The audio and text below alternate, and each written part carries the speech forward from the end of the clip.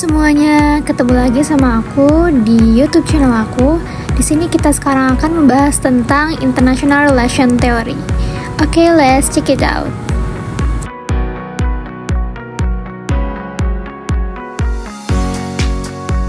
Dunia adalah panggung besar di mana negara-negara, pemimpin, organisasi internasional, hingga individu memainkan perannya masing-masing.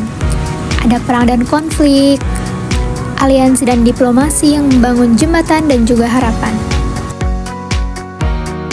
Di tengah segala kompleksitas itu, tentu banyak orang yang bertanya, mengapa negara bertindak seperti itu? Apa yang mendorong mereka untuk berperang dan berdamai? Nah, oke teman-teman, jadi jawaban atas pertanyaan-pertanyaan tersebut tidak bisa hanya ditemukan dalam berita atau laporan politik semata. Perlu adanya alat yang lebih dalam sistematis untuk memahami dinamika global. Nah, dan disinilah teori hubungan internasional berperan. Nah, ngomong-ngomong soal teori, apa sih teori itu? Mari kita bahas. Dalam buku International Relation Theory oleh Piotti dan Kaupi, teori adalah konsep untuk menjelaskan suatu fenomena dan lensa yang membantu seseorang melihat pola dalam interaksi global. Selain itu, teori sebagai cara untuk membuat dunia lebih mudah untuk dipahami, tidak hanya menggambarkan fenomena yang diamati saja, tapi juga memberikan penjelasan kausal berdasarkan kejadian. Itulah yang disebut requirement of explanatory relevance.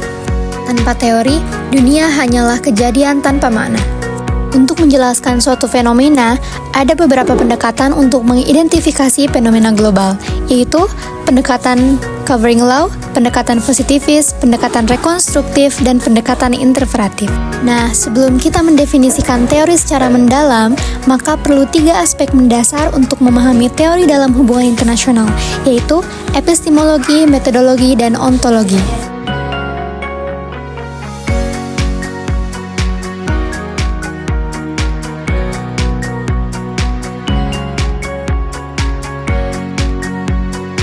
Selanjutnya adalah sekilas tentang sejarah teori hubungan internasional yang diawal mulai oleh perdebatan realisme versus idealisme, lalu perdebatan tradisionalis versus behavioralis pada tahun 1950 sampai dengan 1960-an, lalu dominasi positivisme dan tantangan dari teori kritis, lalu ada teori kontemporer.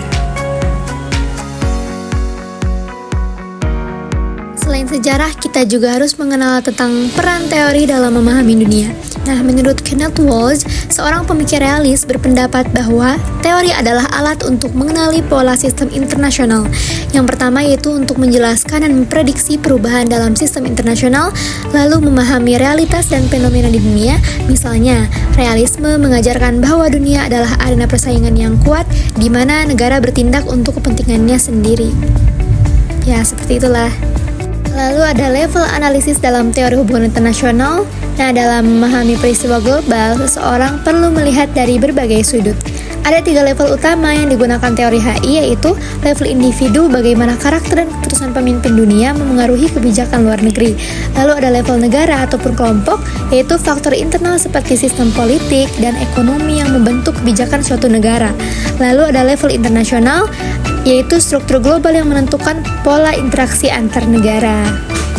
Kenneth Walsh menekankan bahwa meskipun individu dan negara memiliki peran, sistem internasional lah yang paling menentukan dinamika global. J. David Singer pun menambahkan, pilihan tingkatan analisis akan menentukan apa yang kita lihat dan pahami dari suatu fenomena internasional. Kita sampailah pada aplikasi nyata teori hubungan internasional.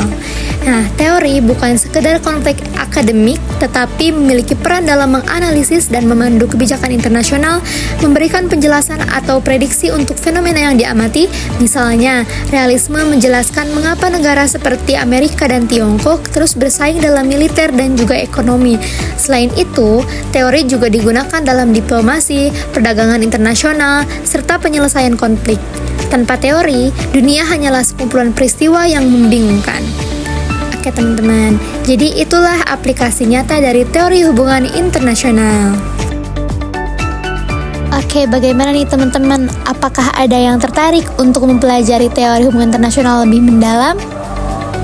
Kalau ada, tulis di kolom komentar ya teman-teman. Oke, thank you for watching. Bye-bye.